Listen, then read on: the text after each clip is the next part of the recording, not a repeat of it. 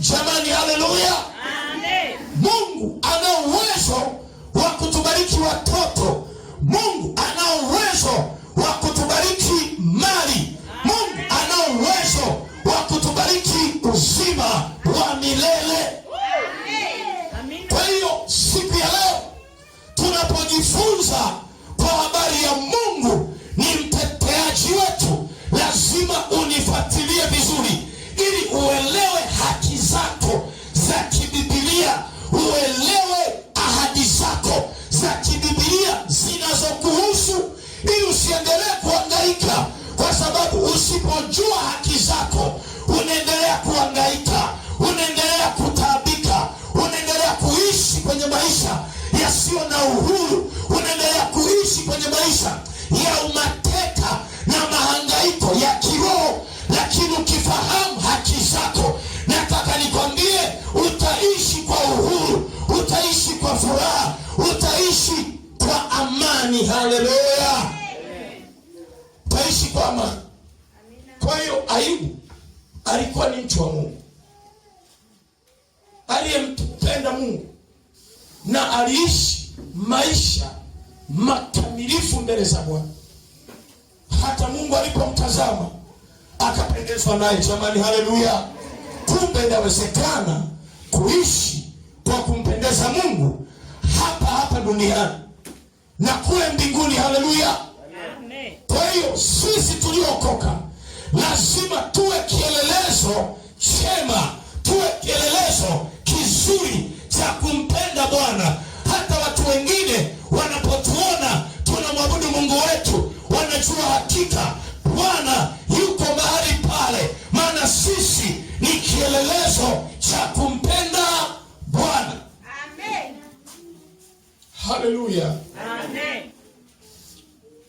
Ayubu pia alipitia majaribu na mateso. Unafahamu kwenye sura ya kwanza na ya pili, Ayubu alipitia mateso, alipitia majaribu, alipitia misukosuko, alifiwa na watoto, alifilisika kwa habari ya pesa na mali zake, alifilisika. Lakini pia Ayubu afya yake mwenyewe alipitia changamoto. Uisha tena moyo wako ulioinama, utauisha tena nafsi yako, na hatimaye utamwona Bwana. Hata kama watu wamekuacha, hata kama marafiki wamekuacha, lakini ukibaki na Bwana, Mungu ni mwaminifu. Haleluya. Mungu ni mwaminifu. Mungu wetu ndiye mtetezi wetu. Amen. Ndio maana ametukomboa, akatuingiza kwenye wokovu. Mungu ndiye mtetezi wetu. Mwambie mwenzako, Mungu ndiye mtetezi wako. Mungu ndiye mtetezi wako. Jamani, Bwana asifiwe. Kwa hiyo Ayubu alipitia mateso, alipitia magonjwa, alipitia maumivu, mpaka jaribu la mwisho Ayubu anaachwa na mke wake. Mke wake anasema, anamwambia Ayubu, mkufuru Mungu ukafe.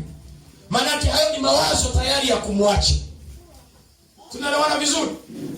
Kuna wakati mnaweza mkapita kwenye changamoto, hata mtu wa karibu yako akawa adui yako, maana haelewi unapitia nini. Mtu wa karibu yako haelewi maumivu yako, haelewi mateso ya moyo wako, haelewi changamoto yako.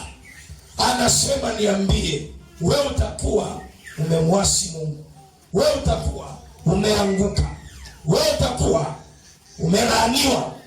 Ayubu akaambiwa yote hayo. Marafiki zake walisema huyu mtu atakuwa ameanguka dhambini, lakini Ayubu alibaki peke yake na Mungu. Haleluya.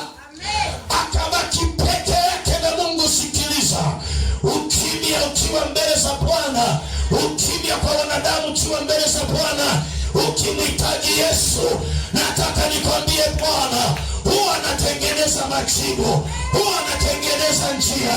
Watu watashangaa, watu watashangaa majibu ya Mungu juu ya maisha yako, maana Mungu ni mtetezi wako. Haleluya! Ayubu anasema, najua mtetezi wangu yu hai, hatimaye atasimama, atanitetea. Amina. Na Mungu alisimama akamtetea Ayubu. Kwa muktadha Ayubu, kwa muktadha wa Ayubu, mteteaji ni Mungu au Kristo Yesu. Kwa hiyo Ayubu anasema, najua mtetezi wangu yu hai. Mungu ndiye mtetezi wetu.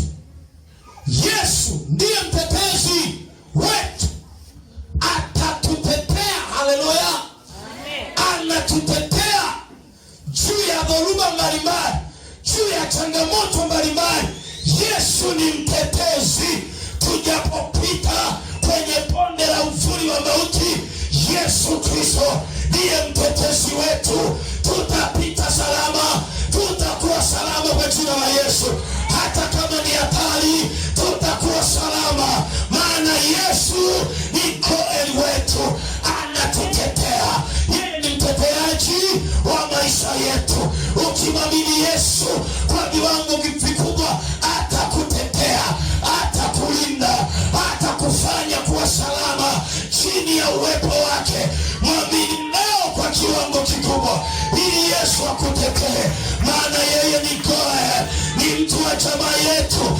Yesu alikuja, akazaliwa, akasulubishwa, akazikwa, akafufuka ili atutetee. Na pale msalabani akatangaza, akasema, imekwisha, imekwisha.